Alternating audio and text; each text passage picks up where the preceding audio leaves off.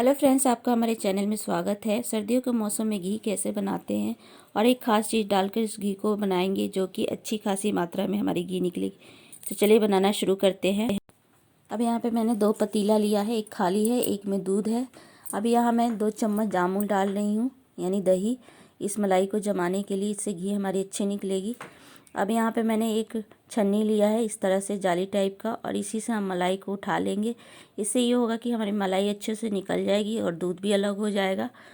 अब यहाँ पे मैंने मलाई को निकालने के लिए दूध को पहले गर्म किया था, और जब ये नॉर्मल टेम्परेचर पे आ गया था तो इसे मैंने फ्रिज में रख दिया था 2 से 3 घंटे के लिए।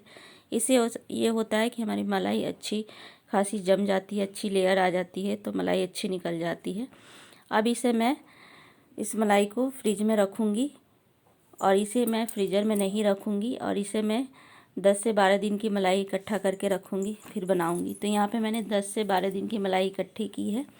अब ये जम भी गई है दही के रूप में। अब इसे एक मैंने चम्मच लिया है, आप चाहे तो फेंटने वाला भी लेके उससे निकाल सकते हैं, लेकिन आप चम्मच से भी निकालेंगे तो अच्छी खासी घी निकलेगी।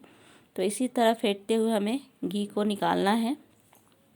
तो इसे फेंटते फेंटते इसमें दाने दाने जैसे आने लगेंगे, गुठलियाँ भरने लगेंगी, तब इसे हम घी निकालेंगे। तो देखते जाइए। मैं ये घी सर्दियों के मौसम में बना रही हूँ, और इसे हमें मलाई को इतना फेंटना है कि इसमें दाने दाने या गुठलियाँ इस तरह से पड़ने लगे, तो समझिए कि हमारी जो मलाई है तैयार हो गई है।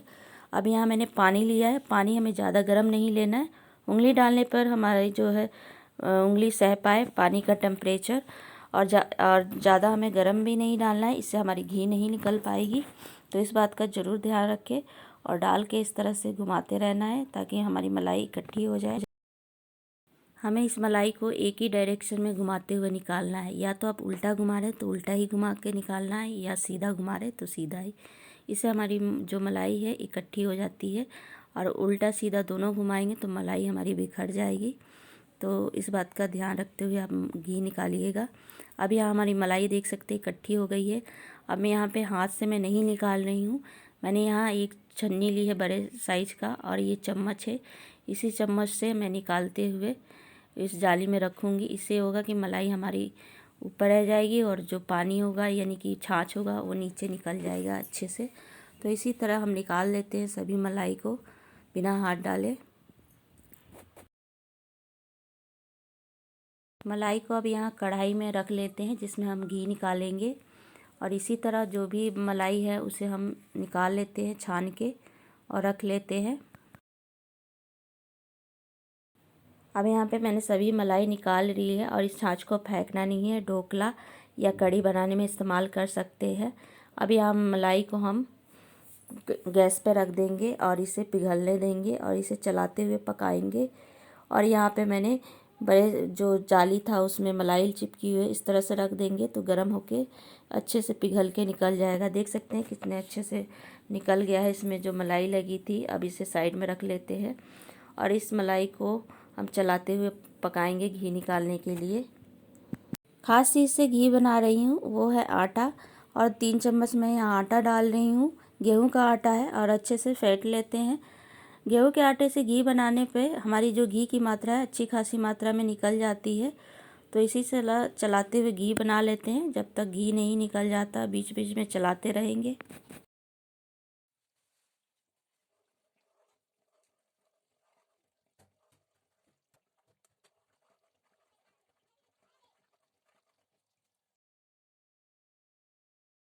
अब यहाँ पे हमारा जो घी है अलग छोड़ने लगा है, बाकी चीज़ें अलग होने लगी है। और घी को बीच बीच में चलाते हुए पकाने से हमारी किरारी भी नहीं लगेगी, और ना ही नीचे चिपकेगा, और चिपकेगा नहीं तो जलेगा भी नहीं, और कढ़ाई को भी धोने में आसानी रहती है। तो इसी तरह बीच बीच में आप घी को चलाते हुए बनाएं।